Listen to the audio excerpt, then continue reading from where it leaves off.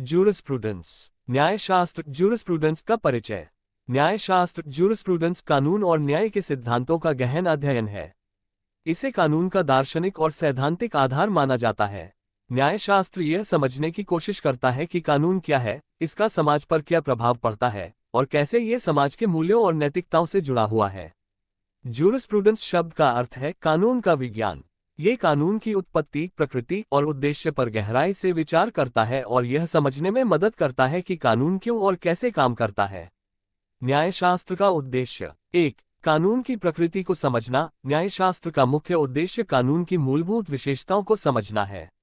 2. कानून का विकास। ये कानून के ऐतिहासिक विकास और बदलावों का अध्ययन करता है। 3. समाज में कानून का प्रभाव। न्यायशास्त्र का उद्देश्य ये समझना है कि कानून समाज पर किस प्रकार से प्रभाव डालता है और लोगों के व्यवहार को कैसे नियंत्रित करता है। 4. न्याय का सिद्धांत। ये न्याय, समानता, स्वतंत्रता और अधिकारों के सिद्धांतों की खोज करता है। न्यायशास्त्र की शाखाएं। 1. प्राकृतिक न्यायशास्त्र, नेचुरल लॉ जूरिस्प्रूडेंस। प्राकृतिक न्यायशास्त्र के अनुसार कानून का आधार मानव के मूल अधिकारों और प्राकृतिक सिद्धांतों पर आधारित होता है। इसका मानना है कि कानून का उद्देश्य केवल आदेश देना नहीं है, बल्कि न्याय करना है। 2. सकारात्मक न्यायशास्त्र, पॉजिटिव लॉ जूरिस्प्रूडेंस। सकारात्मक न्यायशास्त्र का मानना है कि कानून वही है जो विधायिका द्वारा बनाया गया है। ये कहता है कि कानून और नैतिकता को अलग अलग देखा जाना चाहिए और कानून का पालन उसके लिखित रूप में ही होना चाहिए। 3. ऐतिहासिक न्यायशास्त्र, हिस्टोरिकल जूरिस्प्रूडेंस। ये कानून को इतिहास और संस्कृति के संदर्भ में देखता है।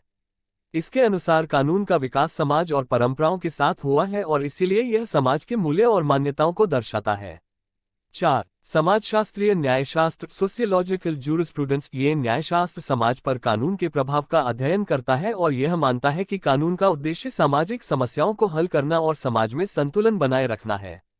5. व्यवहारिक न्यायशास्त्र, रियलिस्ट जूरिस्प्रूडेंस। ये न्यायशास्त्र का वह सिद्धांत है जो वास्तविक दुनिया में कानून के लागू होने के तरीके पर ध्यान केंद्रित करता है। यह देखता है कि न्यायाधीश और अदालतें कानून का कैसे उपयोग करती हैं। न्यायशास्त्र के प्रमुख सिद्धांत। 1. न्याय का सिद्धांत, थियरी ऑफ जस्टिस। न्यायशास्त्र यह समझने का प्रयास करता है कि न्याय क्या है और यह समाज के विभिन्न वर्गों में समान रूप से कैसे लागू हो सकता है।